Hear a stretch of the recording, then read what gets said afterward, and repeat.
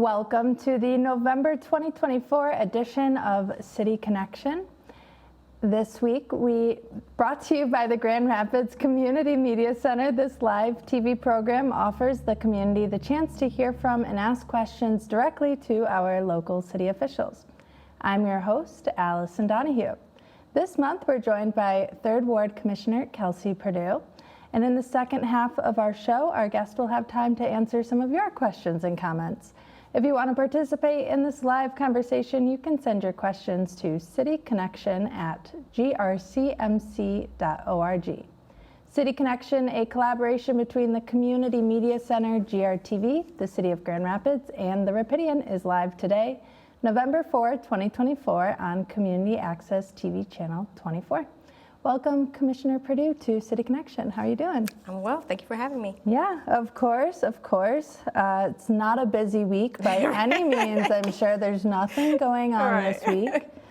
Of course, I'm being facetious. We have a big election tomorrow. We do, with voting that already started with early voting and absentee for some time now. Right. I saw some numbers that Secretary of State Jocelyn Benson put out, and Michigan is really turning up to vote early this year. So is Grand Rapids. About 35,000 people voted early. Wow. Wow. Yeah, and that starts, tomorrow's the last day to vote. So if you haven't gone out to vote yet or you haven't submitted your absentee ballot, tomorrow is the day to go cast your vote.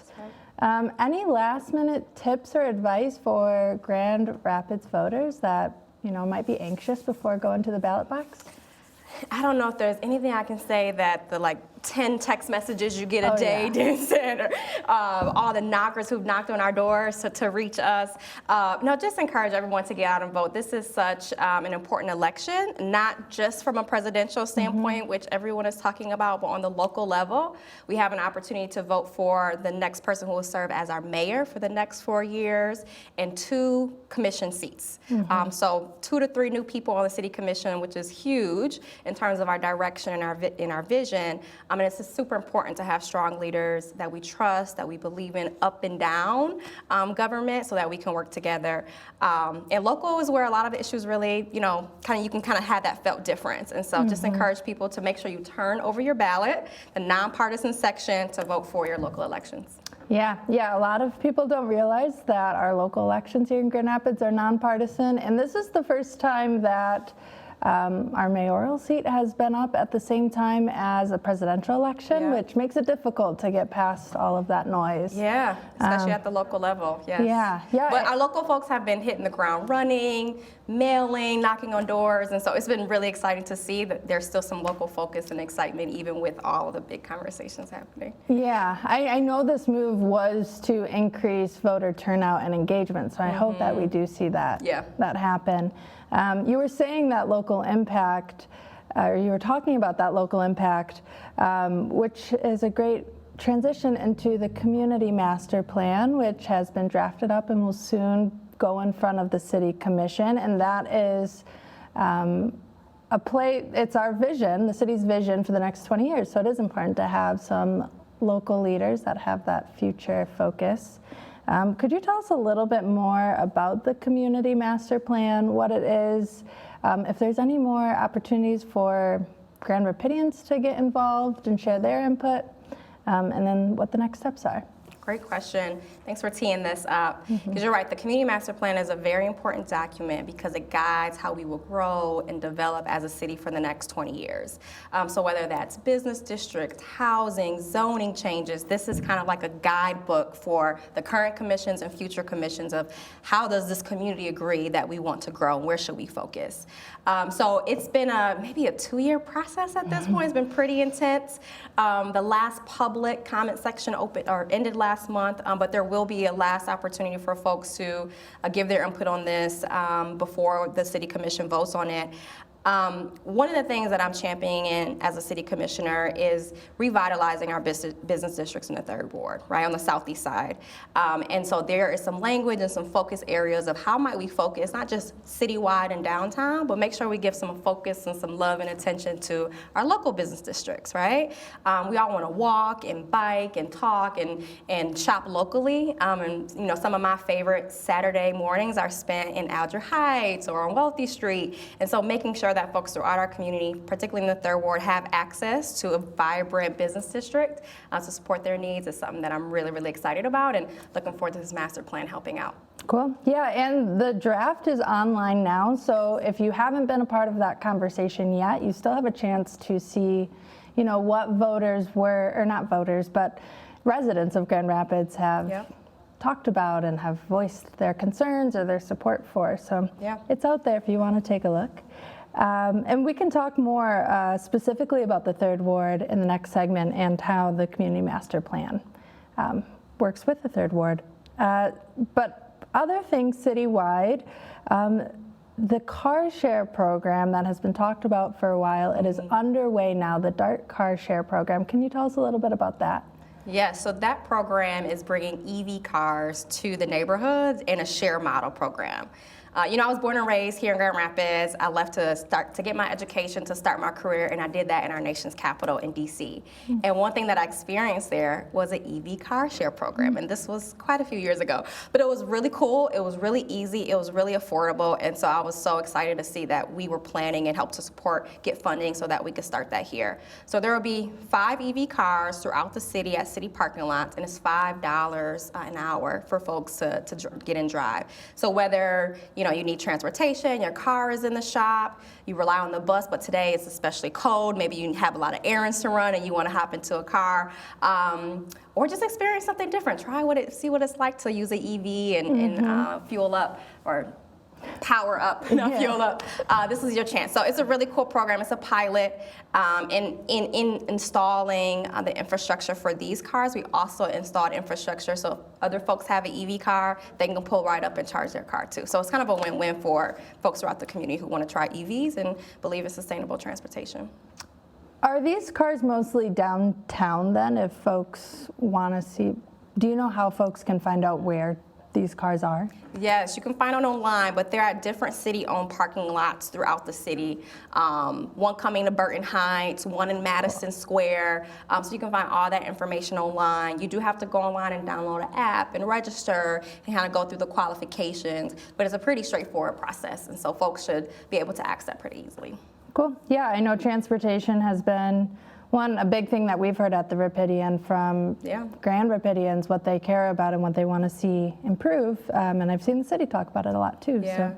And with that, we hear a lot about carbon footprint reduction. And so this is part of our overall climate change goals to reduce our carbon footprint. And so kind of building up our EV infrastructure and making it more accessible and making it more kind of a normal thing that we see in our region, right? Right.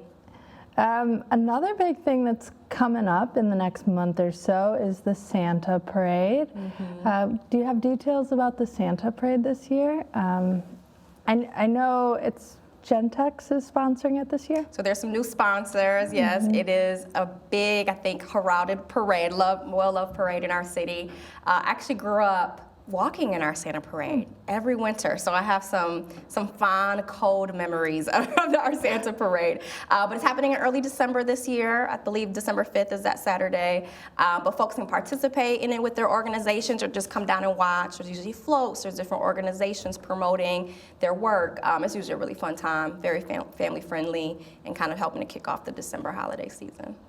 And I believe something that's different this year is the annual tree lighting is going to take place right after the Santa Parade. So yeah, and there's tons of holiday events throughout the city. Kwanzaa celebration usually happens at a few spots throughout the community.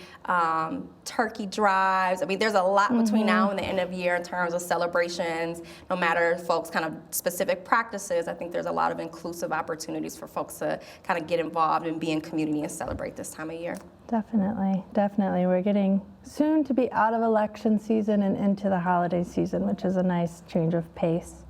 Another big thing that came out recently is the city invested over $95,000 in neighborhood match fund projects. I believe 25 projects were awarded money. What kind of projects receive money from the city for these neighborhood match funds? And where does this money come from? So the money comes from the city's budget as part of our budgeting process every year, and the Neighborhood Match Fund is one of my favorite programs because it's all about investing in resident-led ideas to bring people together, to build a sense of community, build a sense of belonging. So anyone in community can say, I think this is like a good idea, this is something that will be helpful in my neighborhood, this is something that will bring us together to celebrate, to learn, and so that's what the Neighborhood Match Fund invites folks to do. Pretty straightforward process, and so this year, as you mentioned, $95,000 allocated to 25 different projects, and they range greatly in terms of what they purport to do. Some of my favorites are community celebrations. There's one in Garfield Park. There's a few others that got awarded, as well as efforts and initiatives centered on mental health and wellness. Some projects offer group therapy or a group support setting for folks. Others have special events to increase education and reduce stigma around mental health challenges. And so those are some of the, I'm very excited about all of them, but those are some of the ones that really stuck out to me as those decisions were awarded. But I just think it's such a great way to demonstrate and invest in resident leadership, because community knows what community needs. And so that's our way of making sure that that's front and center. Yeah, the mental health focus really stuck out to me as well when I was going through the list. So who decides allocating that money? So allocating that most dollars that come through the city it's through our budgeting process that happens every year around April, May. And so that's kind of when we earmark those dollars. But the application cycle is separate. And so we kind of have a call for proposals, if you will. Folks organize, they submit their applications, and then there's a committee that reviews and awards those kind of on the staff level. Okay, so it is staff. And I would say in alignment, though, with our strategic plan, our strategic priorities that are set at the commission level. And the request for proposals happens a few times a year, correct? That's right, yep. So in December, the next round will open. So I think December 1st through 31st is the full range. In the month of December, you can apply for projects to be funded that will happen next spring through summer. So start thinking about what you want to do during summer to bring folks together, or other things that your community might need even in the springtime. Yeah, and I'd recommend taking a look at the list of projects that were just funded. Yeah. Try and get some inspiration that way. Yeah, and I'll add on, so that's the Neighborhood Match Fund, but we also have the Safe Pitch Night. So that happened recently, where folks also in community who are working on gun violence prevention, community safety, come and pitch their ideas of what might this community need at this time. And so then there's awards given to those organizations too. So that was a successful endeavor that I think happened in the last 2 weeks. Yeah, I remember, and that one was to reduce violence in Grand Rapids. Yep. Yeah, I think that residential leadership, I think, is a really interesting piece. Do you see that as a priority for the city and the commission's work to empower residents in that way? I think city government should be a partnership, right, between electeds and representatives, but residents. Residents really should be driving what we're doing as a city. Where are we investing? What are we prioritizing? Government, quite frankly, hasn't always gotten that right. Hasn't always done as much robust of a job as it could. And so this year, I've taken quite a bit of time working with groups of residents, business districts, to say, how can we improve the engagement process to make sure this project that we're doing in your neighborhood meets your needs? And so I think that's an area that I will certainly continue to lean into, and that our city as a whole will continue to lean into. We've allocated dollars to hire engagement specialists, whether it's in different departments, to make sure that there is that community connectivity. So there's room to grow, certainly, but really, I feel like I'm my best when I'm working in partnership with community and with residents, so certainly a priority of ours. Great. And before we go into the next segment and focus on the 3rd Ward, which I know has a special place in your heart, there's a few housekeeping things that I'd love to talk about. Odd even parking started on Friday, and cleaning up leaves out of the street gutters. That's right. 2 big things that always take place at the beginning of November when we have a lot of fall leaves. Making sure that we're not clogging up our gutters is a big one. And then watching out for those odd even parking dates to make sure you don't get a ticket when you're just trying to park outside your house. Not get a ticket, but to also make sure, especially when the snow starts falling, that our snow plows can get through, because it is really difficult for our snow plows to get around if folks are not following that.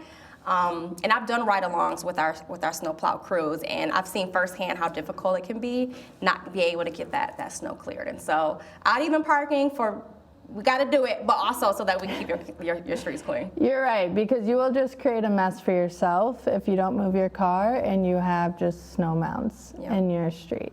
Yeah, absolutely. Great. Well, anything else? We have a few more seconds before we head into our break. Anything else about the community master plan specifically? I know we'll talk about the third ward, but anything more that you'd like to touch on about that process? I think from a city level, we have a lot. We have maybe 5 more meetings between now and the end of the year. Some big decisions coming before of us. A number of public hearings on some really big transformational projects that are proposed from our city. So I've been getting a lot of questions about some of those big happenings that have implications citywide. So just want to encourage folks to pay attention to our meeting schedule. Our next meeting is next Tuesday, November 12th, and we do have a very important public hearing at that meeting. And so there's a few more times to formally engage us on a number of voting matters before the end of the year. Okay, and those meetings are broadcast, live stream too. So if you can't be there in the room, you can always catch a live stream of it or a recording after the fact. Yeah, or documenters, notes always cover them as well. All right, it looks like it is about time for our first break now. When we come back, we will continue our conversation with Commissioner Perdue and talk about the third ward.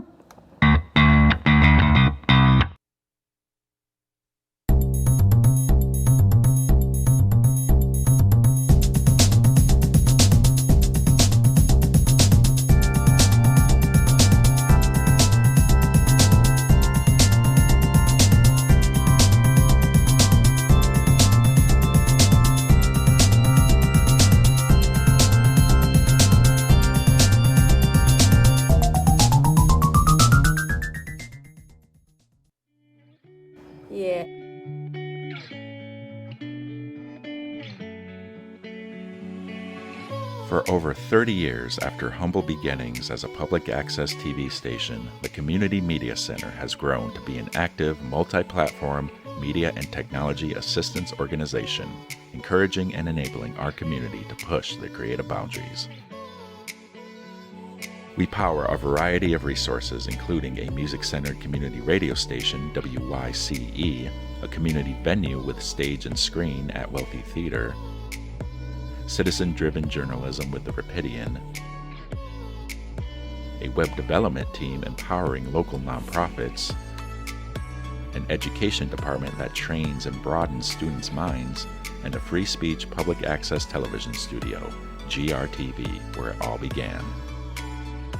By introducing audiences to new voices and ideas, we enhance community engagement and create connections between artists and audiences, enriching our city's cultural offerings. We empower and collaborate with platforms and resources accessible to all and used by all. Every free democratic society depends on media, accessible to the community and uncensored by government. The Community Media Center continues this work for the media landscape of today and tomorrow. These platforms and services empower our neighbors to tell their stories and explore the richness of culture that Grand Rapids has to offer. Connect, discover, learn, create, and share. The Grand Rapids Community Media Center.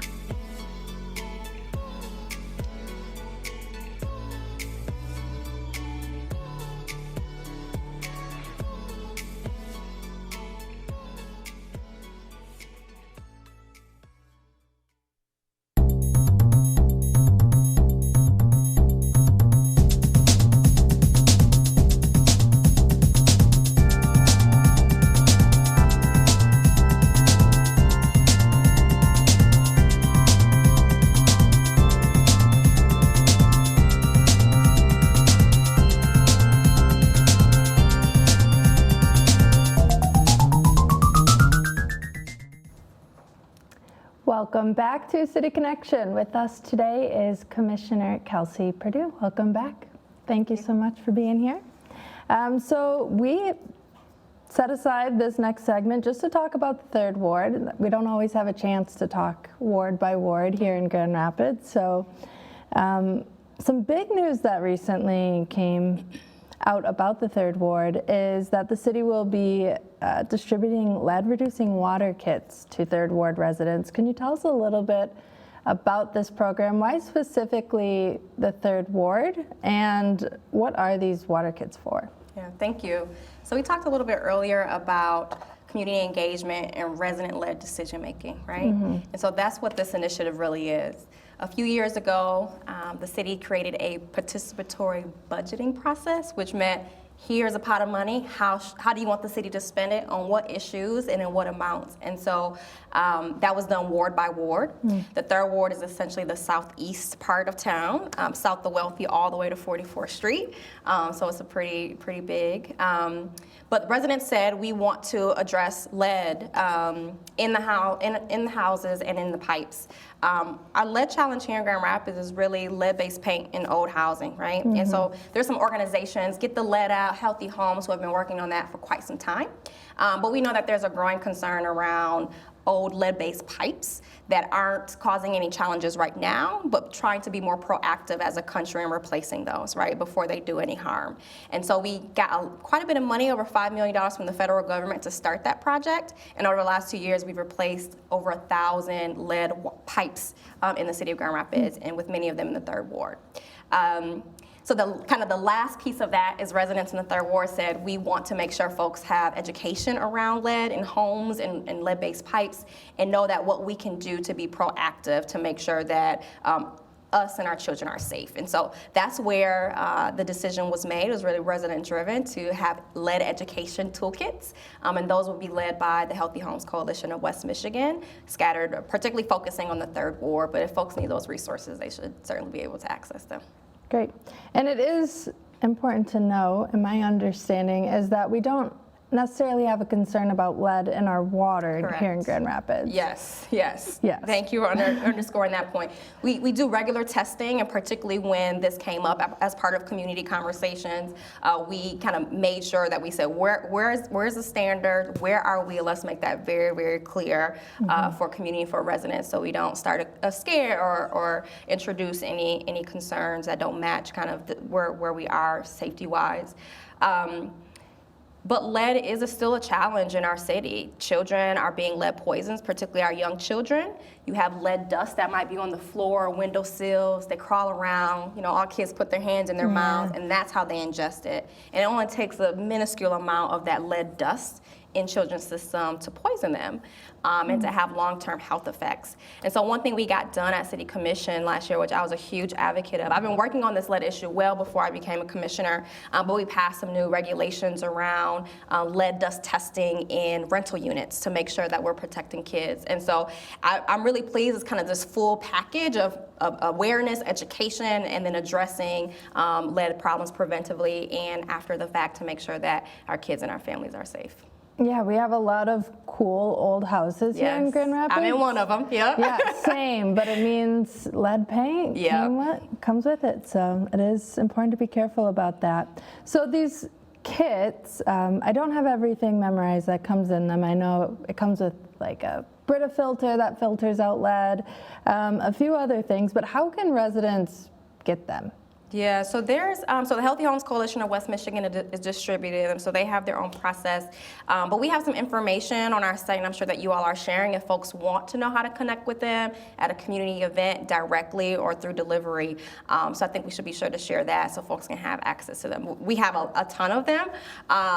Residents decided that they wanted to invest $500,000 in lead education, and so there are a lot of resources and goodies to help folks do that. Great. Yeah, so head on over to the city website then for more details on that. And this is different too than the lead service line replacement that's happening citywide too. So that is happening citywide. This specifically was a priority of the third ward. That's right.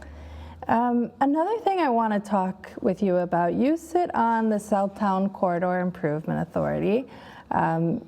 At the Rapidian, we have a program called the Documenters Program, so we send residents out to local public meetings to take notes on what happens at those meetings. I've seen them out and about, and I've Good. talked to them. Yeah, it's really cool to have them there. Good. The Corridor Improvement Authority meetings are always my favorite to read the notes from afterward, mostly because the issues that you discuss there are so tangible. Like, it's about what construction is happening and how it's impacting different micro business economies throughout the city.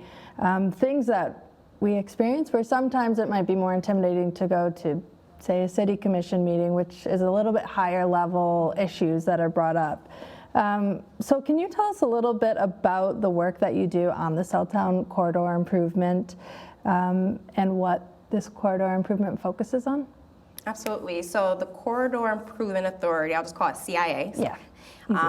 CIA focuses on revitalizing and supporting businesses in our business district. And so a priority of mine is certainly supporting new businesses, growing existing businesses, and making sure those districts that still have vacancy and blight, we get those occupied and we get foot traffic and allow us all to support local. So the CIA is tasked with supporting local businesses.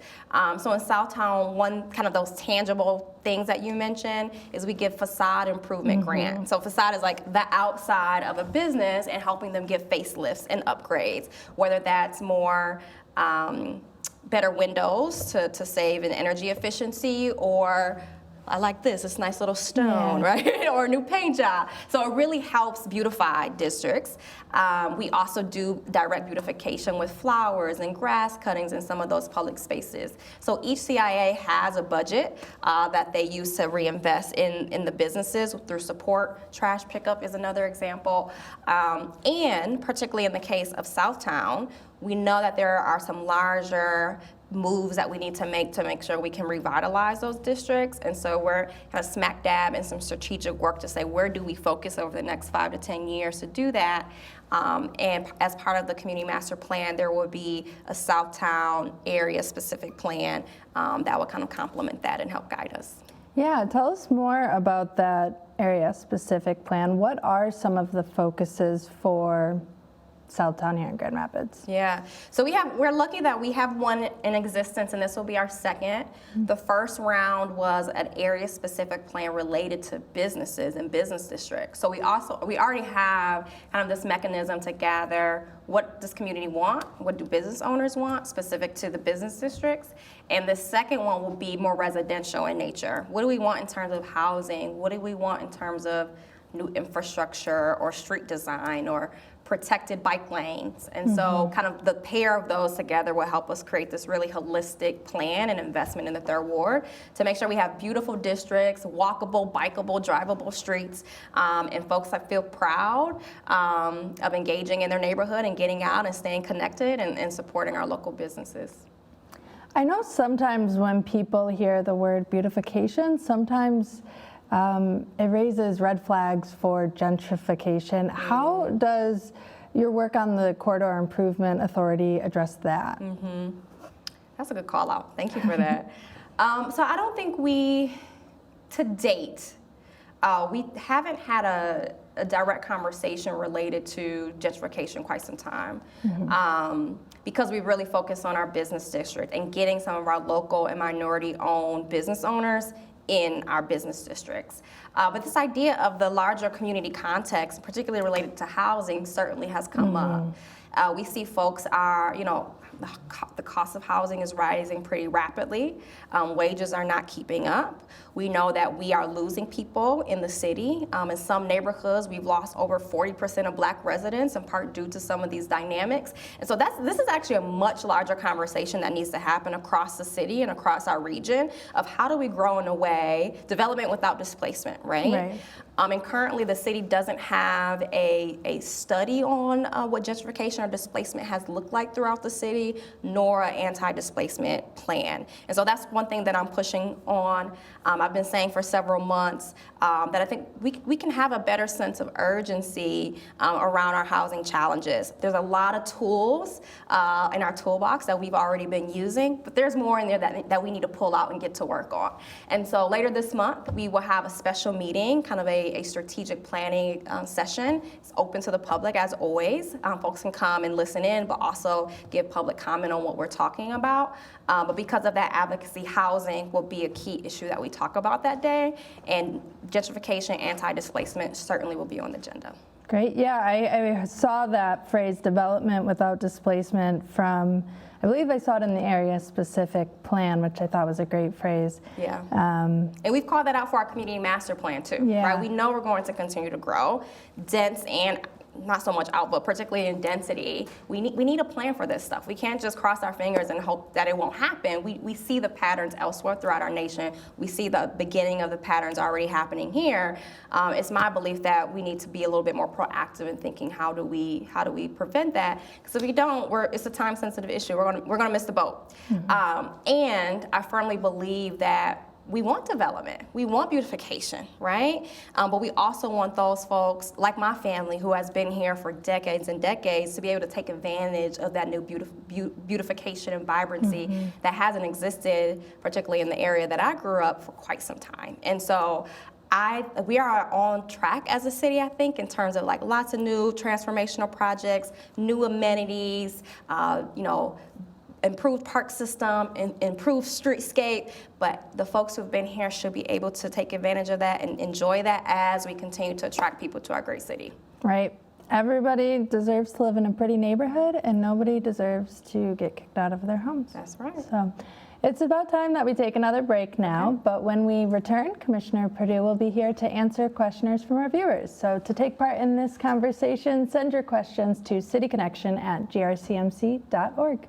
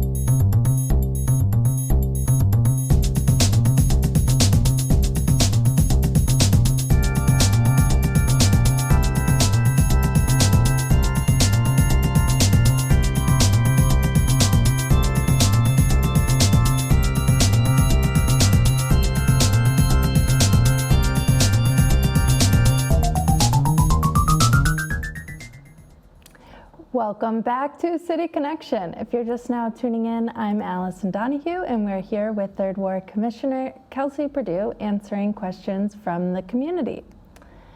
This first question, I'm sorry, there's no name submitted, so whoever submitted this one. The question is, whenever housing is brought up to the city, I hear the city say they can't build housing, only developers can. And then whenever I hear developers talk about housing, they say it's too expensive to build because of the city's housing regulations. Is this true? And are there other ways to incentivize building housing without rezoning or lifting or waiving regulations? Oh, this one's from Sean. Thank you, Sean. Thank you, Sean. I almost want you to read that back. That was meaty.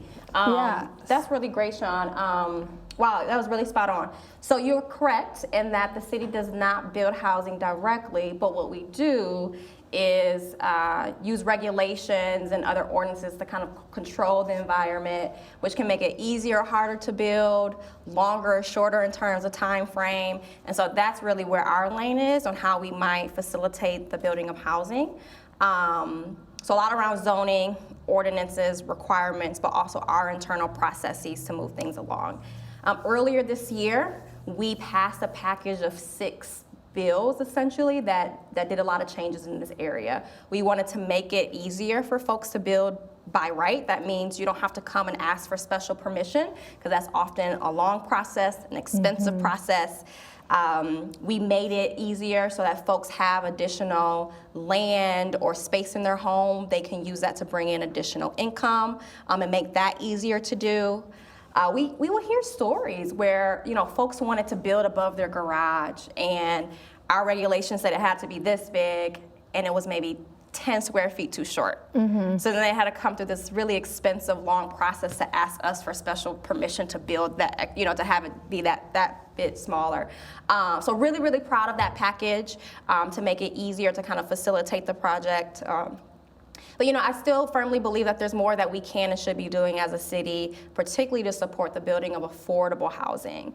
There's a lot of schools of thought around this, and this is really where our partners, particularly those in the affordable housing space, can let us know how might we make it easier for them to do business in our city and with us, and what else might they need from a regulation side, both at the city level, but also the state level. Where can we also lobby and lend voice to things that we need as a city and our residents and our neighbors need? We know housing is a huge challenge. The cost of housing is going up.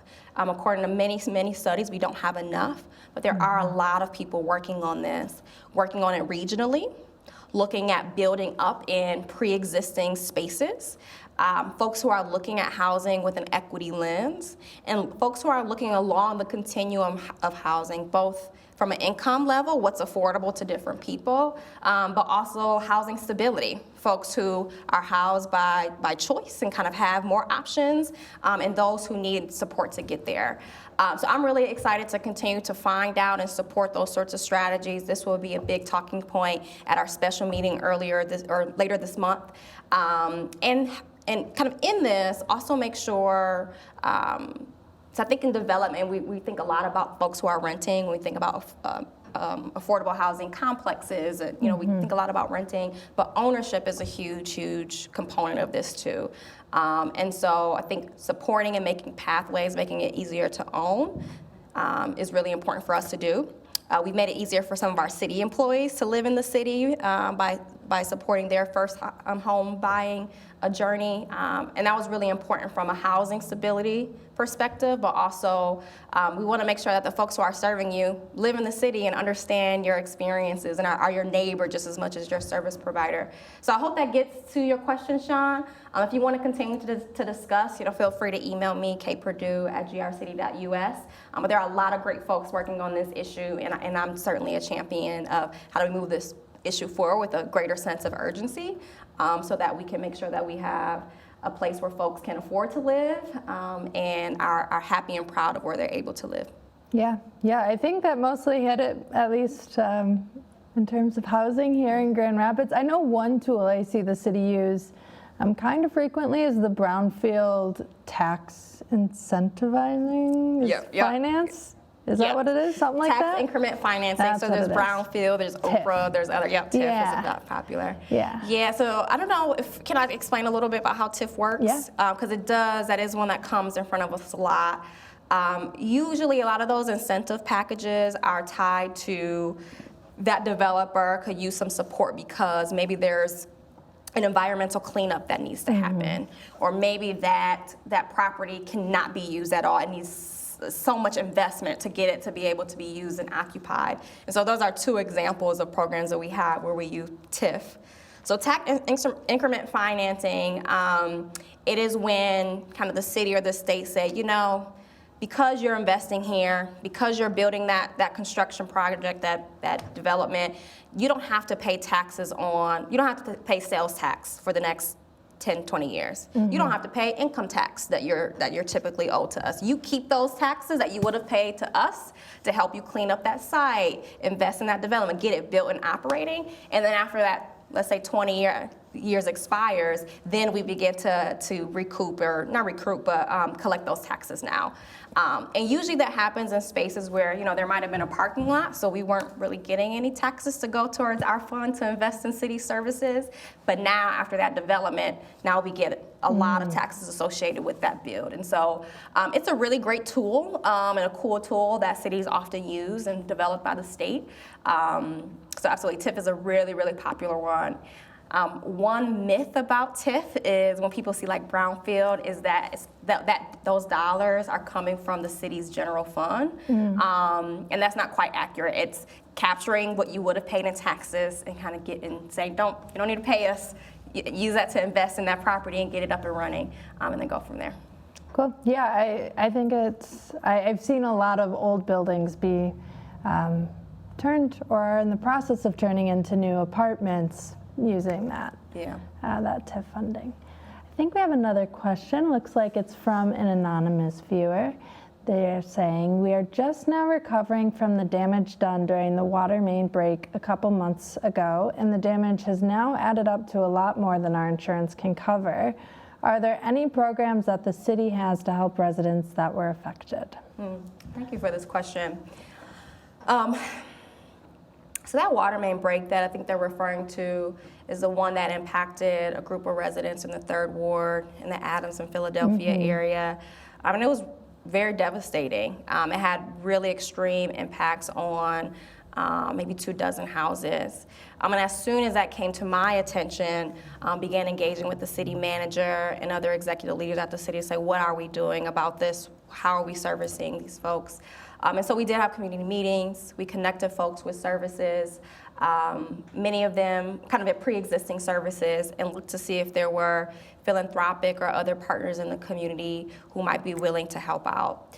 Kind of beyond that, there is kind of a litigation aspect to that case now, so I can't say too much because there's active litigation. But residents have every right to seek recovery and to seek support. And so that process is beginning to play out. But I think what we've learned from this is, even though in cases where there might not be a legal pathway that is already existing to address community or resident need, in the case of kind of extremes like this, we need to be thinking about those what ifs, and we need to better prepare for those one-off cases that might only happen once in 50 to 100 years, but when it does happen, how might we be better prepared, or how might the city be better prepared to make sure that residents don't suffer the consequences on their own. So it was very unfortunate. I was very disturbed and upset, certainly not any more than the folks directly impacted could be, but have been a strong advocate behind the scenes of making sure that the process is moving along as fast as it could, and making sure that whatever resources that exist that we can pull from, we're doing that to support them. Okay. Yeah, try to stay up to date with the litigation that's going on, and updating, or trying to keep up to date with local news on that, I think, is your best bet for right now. This next question, I think we have about 1 minute, so if we can answer it quickly, we'll try. This one comes from Peter. Peter says they live in the Garfield Park neighborhood, and with all the construction, there are tons of trucks running through our area. When traffic is busy, Google Maps brings people down our road. We have lots of kids on our block, and I'm really concerned about someone getting hit. Are there designated safe streets for trucks to go on when they detour? I've never wanted speed bumps on our road, but now I'd support it if it would keep detour traffic off our street. Thank you, Peter. So there are existing truck lines in our city. So there are streets that are already designated for trucks to go on, and they shouldn't go off of those routes unless they're kind of at the very end of their delivery. This was a big issue in Garfield Park, where we heard, myself and commissioners from the first ward, because we kind of share Garfield Park area, we heard a lot of concerns about truck traffic. And so we worked with neighbors, the neighborhood association, city leadership, and PD to put in more support around monitoring trucks that were going off of truck routes, but also getting more equipment in place to make sure that those heavy trucks, especially if they were caught on our roads, that they were levied the appropriate fine that would discourage that kind of behavior in the future of driving off-road. So I'm not sure what specific project Peter is speaking about, but if there's more specifics, if you want to explore getting those speed bumps on your street, there is a process that I'll be happy to send more information to, but you do have to kind of ask your neighbors, get support, and then go through the process with the city's engineering department for final approval, and we'll love to support that how I can. Hopefully with construction season coming to a close too, it might not be a problem for the next few months, and if it's being monitored a little bit closer. Yeah, but that's really frustrating when there are detours. You know, we do expect for cars, trucks, vans, everyone to proceed safely, particularly when they're going through a more residential area. So if there's things that if there are more things that we can do to make sure that traffic is slowed in your neighborhood, we would love to explore that. Great.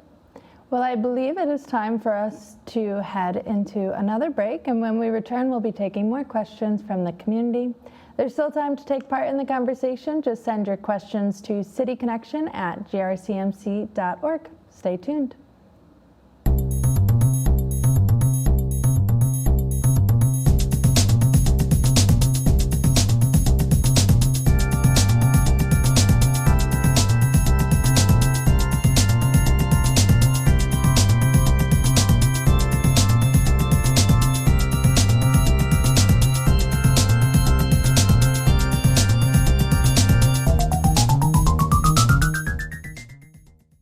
It's morning in Grand Rapids.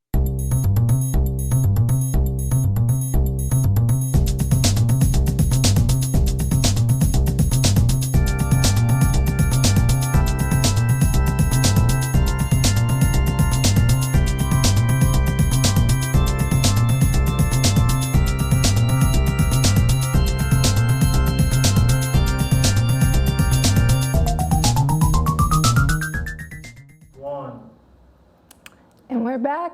Here with us on City Connection is 3rd Ward Commissioner Kelsey Perdue, and we have more questions from viewers. Let's get back into it. Colette brings us our first question this segment. They say, I saw on the news that GR fire departments can now give medical care now. I'm confused on exactly what that means. Weren't they able to before? Thank you so much, Colette. That's a great question, very timely. There's a lot of exciting things happening related to our fire department. With this item, when you look at calls that the fire department receives throughout the city, the majority of them are medical related, right? And oftentimes our fire trucks and our fire staff are first on a scene of an emergency, right? We typically beat the ambulance, we beat other folks. And so our chief really thought it was important to make sure everybody was prepared with that medical certification so that when we are first to the scene, if folks are in an emergency, they were properly trained and certified to support or to provide that care to keep folks alive while an ambulance or another kind of transport service showed up. So it really was an effort to make sure that our entire fire department was well prepared, certified, and trained to give that medical care to really save lives, right? Being first on scene is really critical when someone is having a heart attack or they can't breathe. And so really, really proud that we've made that investment and done that in a way that was really driven by the data, really driven by the stories to say, we are there most of the time, first on scene. How do we make sure we're best prepared to address emergencies and people's kind of health concerns when we are first on scene? So that's what that is about. And this kind of opens up additional types of care that they can provide. But this is a great opportunity to remind you all that there's another exciting thing happening in the fire department. We're getting a new training center, and we're building the first fire station in nearly 40 years. And that fire station will be right here in the 3rd Ward. Nice. A big portion of the 3rd Ward just was not getting adequate fire service. You know, the fire trucks weren't able to get there on time because there wasn't enough stations kind of positioned as we grew south. And so this fire station will be on Kendall and Kalamazoo, so kind of a few blocks from 44th. North of 44th. And so that's another exciting development. We broke ground this summer, and it'll be up and running next year. Great. A lot of news coming out of the fire department. Yeah. Another question comes from Jenny. Jenny asks or says, I have an absentee ballot and filled it out, but I forgot to send it. Can I just show up tomorrow at the polls? I think so. Yes, you can do that, yeah. You'll have to surrender your ballot when you get there. Yeah. But yes, you can still vote tomorrow. Yeah. I'm going to vote tomorrow. I think being in that booth feels so Me too. sacred. I think I missed out on the fun stickers, maybe? Unless you know something I don't know. I don't. But I've definitely used absentee before. It is very convenient, especially when you have a busy schedule. You're not sure what your plan can be. And just to get it done.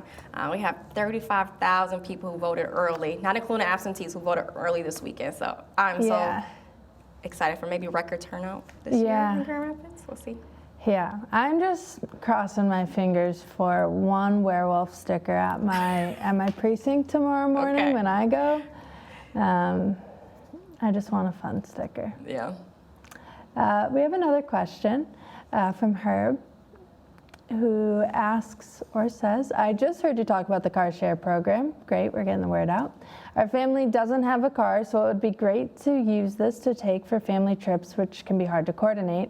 How big are the cars and what is the range? I'm guessing that's distance. Yeah, thank you, Herb. So it's $5 per hour, and the first 150 miles are included. And after that, it's a kind of pay-as-you-go rate. I'm not sure what the distance is, how far you might be able to go outside of the city. But if you send us a note, that's something that we can certainly confirm to see if that's how you can take your next family trip out of town. Cool.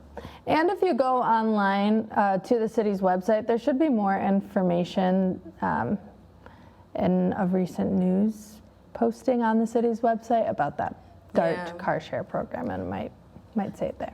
And this program was envisioned and really led from our mobile GR department, and the folks over there are so helpful to kind of understand all of the offerings, so they could be a really great resource too if folks have a lot of those kind of questions. But 150 miles is quite a ways. So another question comes from Kenneth.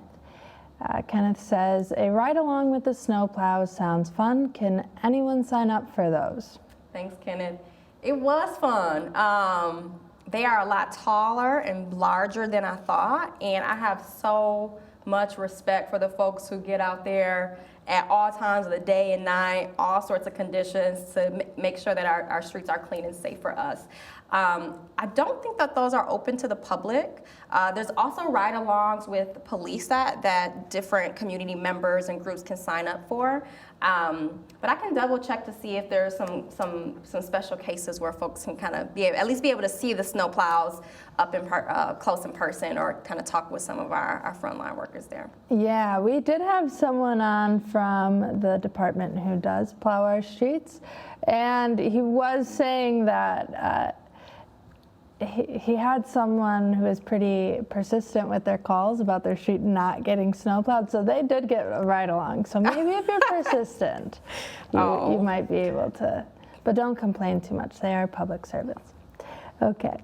We also want to make sure that can be focused and efficient. And sometimes, even when I was riding along, try not to distract them too much with all of my questions and conversation, so that we could get it done. Yeah, definitely. It's an early morning too, so you have to sign up for that. Another question comes from Linda. Linda asks, are other parts of the city also getting tested for lead? Is it just the 3rd Ward? Why is the concern greater in the 3rd Ward? Thank you, Linda. So the concern is greater in the 3rd Ward if you look at where children who have elevated blood levels live. And a lot of that is due to the parts of the 3rd Ward having old housing stock. But there's also other factors, right? How well maintained is that property, particularly if someone is renting? Does that home have newer windows? I mentioned I'm in a very old home. The first section of it was built in the 1800s, and we don't have the new, high efficiency, no lead windows. We also don't have young children in the home either, right? So there's a lot of factors, but our 49507 zip code had the highest rate of lead poisoned children in the state, even higher than Flint at the height of the water crisis. So it is a huge issue specific to Grand Rapids and to the 3rd Ward, and very, very, very important. So that's the thinking of why it is a heightened issue in the 3rd Ward. And the dollars being allocated specifically to the 3rd Ward residents is because in our participatory budget process, where residents decided how they want to invest a pot of money, the 3rd Ward residents said that they want to tackle lead awareness, and lead education and remediation. So that was how that decision was made. But there are other lead abatement and lead hazard control and services and education available through programs like Healthy Homes Coalition and Get the Lead Out that are accessible throughout the city too. So Linda, if that's a concern of yours, there should be resources and support available for you. Great. Yeah, those resources, Healthy Homes GR, Get the Lead Out, online, look them up. They're really great. I go to them pretty often. We are out of time, believe it or not. So thank you so much for joining us here on City Connection and answering our questions. And thank you to all of you at home for tuning in and sending your questions in for us to answer. Don't forget, you can always watch rebroadcast throughout November on cable GRTV's Channel 25 or the GRTV YouTube page. See you next month, Grand Rapids.